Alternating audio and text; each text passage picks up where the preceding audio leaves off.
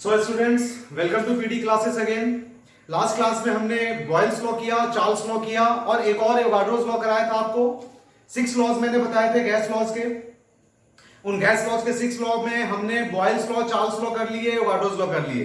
अब 3 लॉज और बचे हुए हैं। वो कौन कौन से हैं? वो हैं Gay Lussac's law, Dalton's law partial pressure and Graham's law of effusion and diffusion.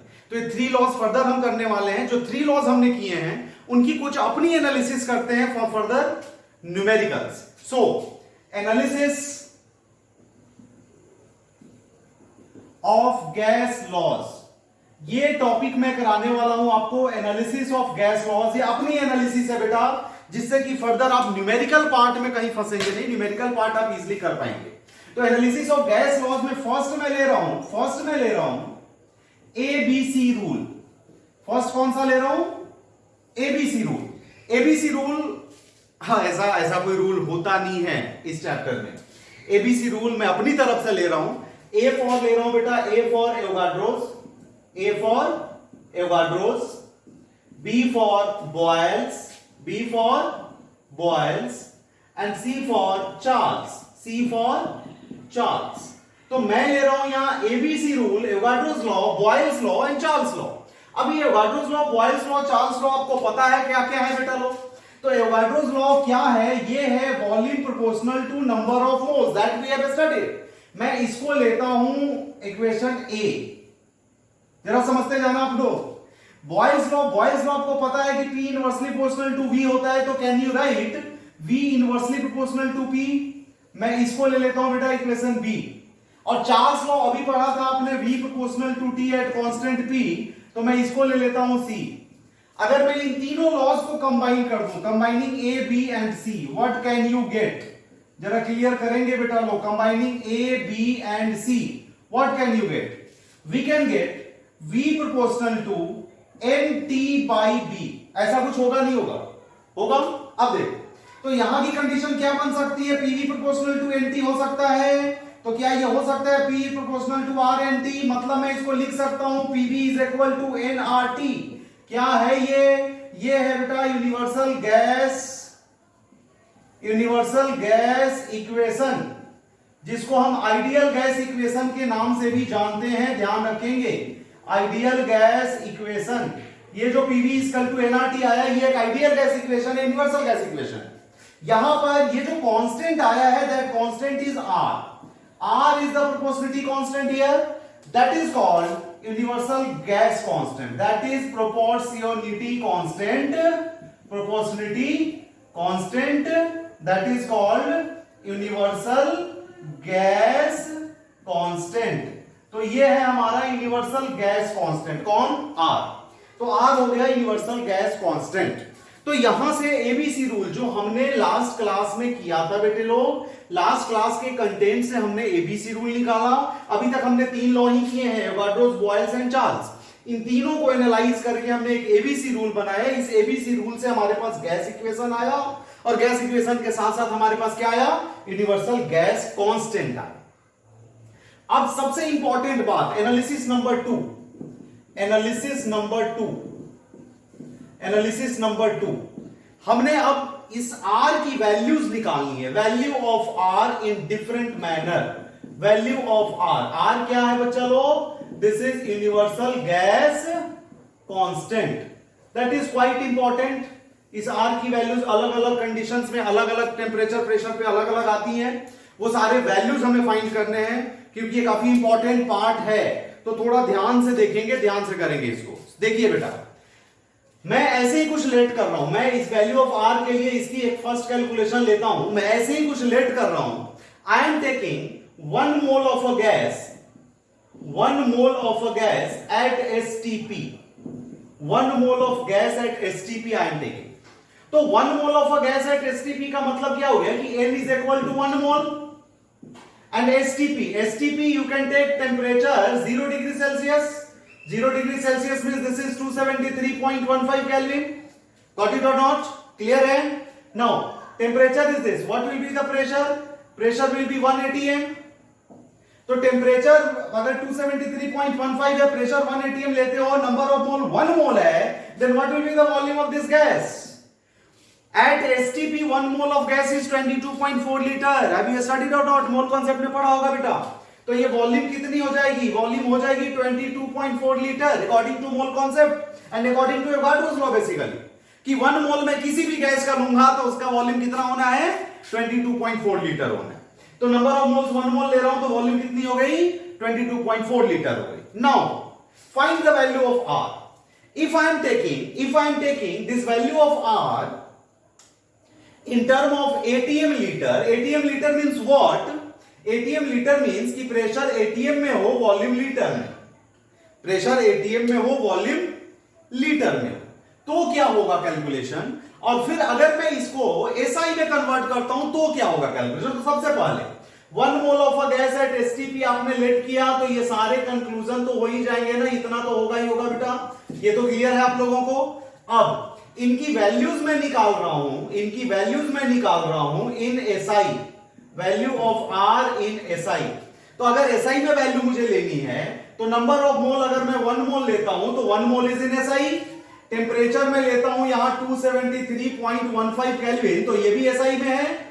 Pressure में लेता हूं 1 atm, तो it is not in SI, तो इसको आपको कन्वर्ट करना पड़ेगा पास्कल में, SI में। तो पास्कल में कितना हो जाता है बेटा? 1 atm 1.013 into 10 to the power 5 pascal, तो ये अब SI में आ गया। And volume is 22.4 litre. तो लीटर को अगर मुझे मीटर क्यूब में बदलना हो, तो कितना होगा?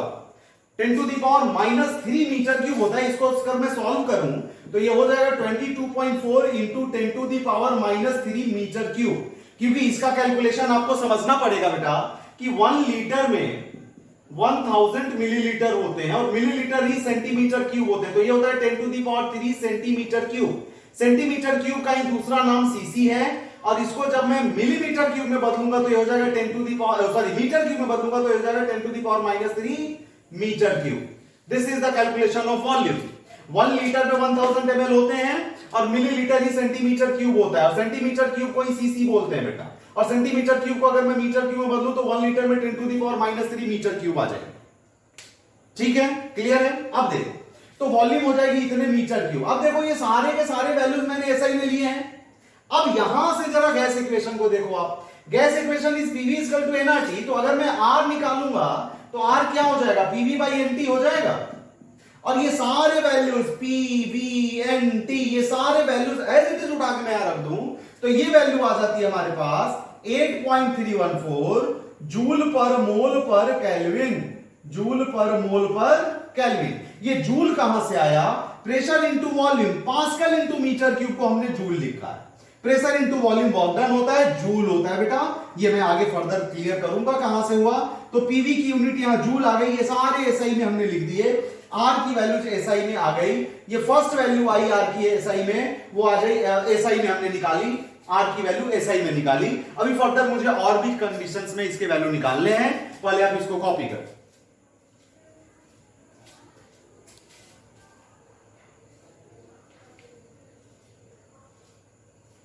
कॉपी कर लिए बेटा लोग। अब देखो, तो R की वैल्यू हमने निकाली यहां पर किसमें? SI यूनिट में।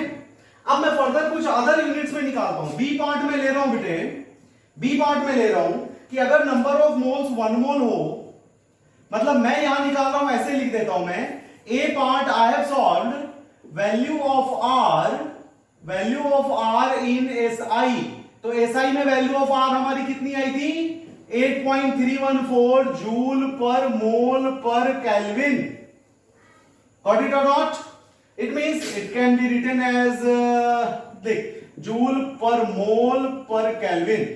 Now, if B part, I am taking value of R when pressure is in atm and volume is in liter. If pressure is taken in atm and volume is taken in liter, then what will be the value of R? तो बेटा as it is R की value यहां से उठाओ और रख लो आप। R is equal to what? R is equal to PV by NT। तो अगर आप P के जगह 1 atm लेते हो, वॉल्यूम यहां पर 22.4 लीटर लेते हो, नंबर ऑफ मोल्स 1 मोल है और टेम्परेचर यहां 273.15 केल्विन है। अगर इन वैल्यूज को आप सॉल्व करोगे तो ये वैल्यू आ जाती है 0.0821।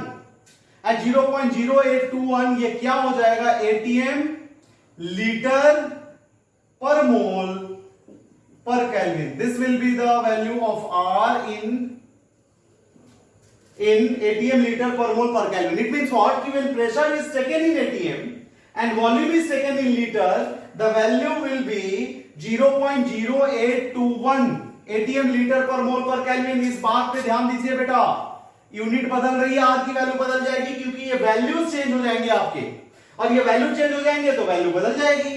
तो ये समझ में आया।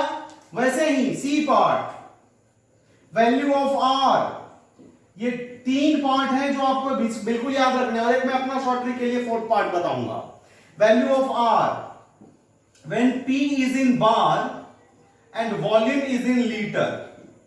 तो जब पी बार में होता है, वॉल्यूम लीटर में होता है, इस केस में जो आर की वैल्यू आती है हमारी, वो आ जाती है 0.083।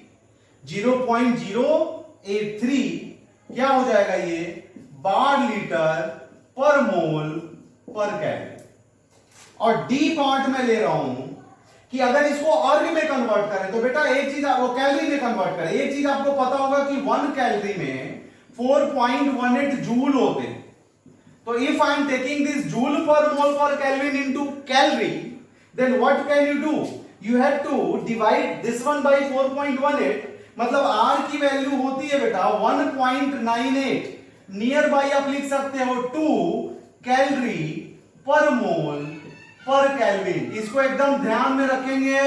आर की एक वैल्यू हमारे पास आ गई 2 कैलोरी पर मोल पर केल्विन, कैलोरी पर मोल केल्विन में। तो 3 पॉइंट्स हुए, 4th पॉइंट्स हुए। इनफैक्ट 4 यूनिट मैंने निकाले।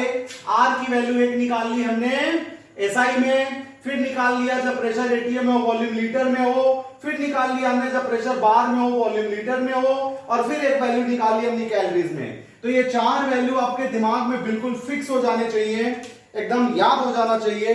फिर फर्दर लॉज पे चलते हैं बेटा, कॉपी करो।